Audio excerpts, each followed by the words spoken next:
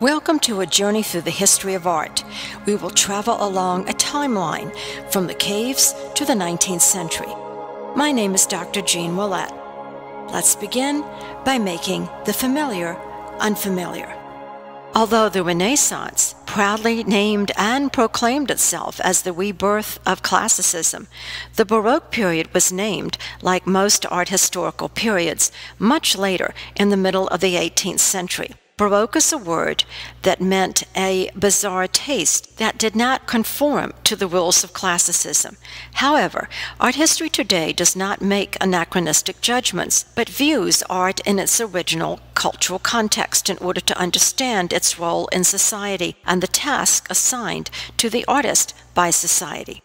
The Baroque culture of the 17th century was the scene of great power struggles between kings and popes, between Catholics and Protestants, as modern nations organized under secular control began to emerge, and as competing religious doctrines attempted to secure adherence. The Baroque artists had a variety of roles to play, depending upon their location and upon who their client was. Baroque art needs to be defined nation by nation in order to demonstrate the wide range of cultural needs.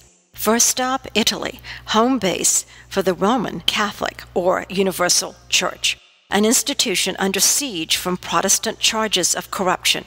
The task of the artist working for the Church was to present a purified and fundamental religion now under the sway of Spanish control after the sack of Rome in 1527. The Spanish attitude towards religion was quite different from the rational classicism that had filtered into religion in Italy.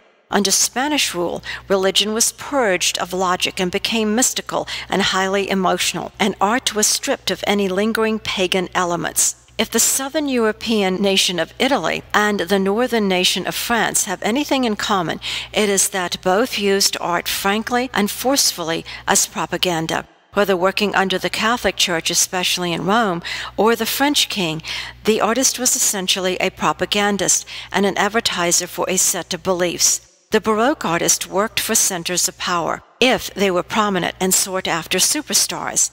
Ironically, lesser-known artists may have had more latitude, more freedom from censorship and control. In Italy, the Council of Trent of 1557 knew that the visual arts were a powerful tool for communication, and the Church expected artists to draw the spectator into the emotional heart of religion.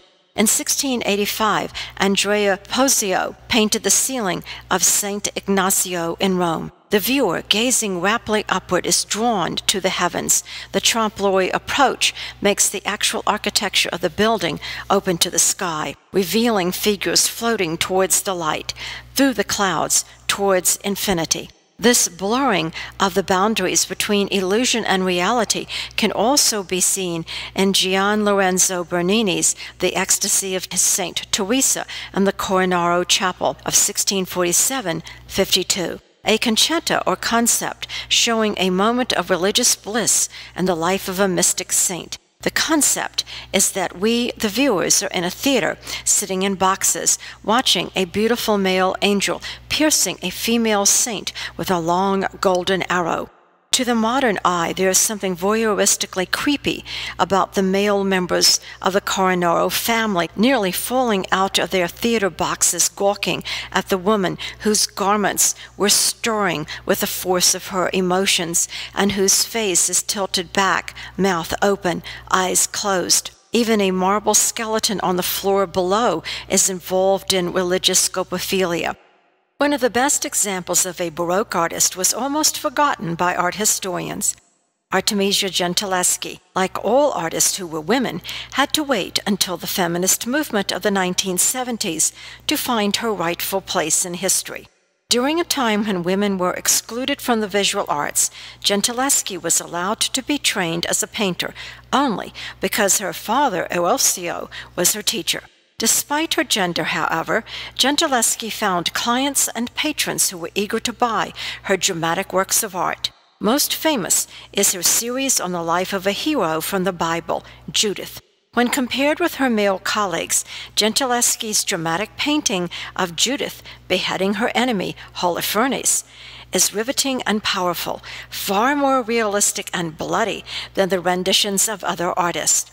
Taking advantage of the invader's weakness for pretty women, Judith got him drunk and, with the help of her maid, attacked Holofernes. This theme of beheading and Gentileschi's rendition was so popular that there were two versions.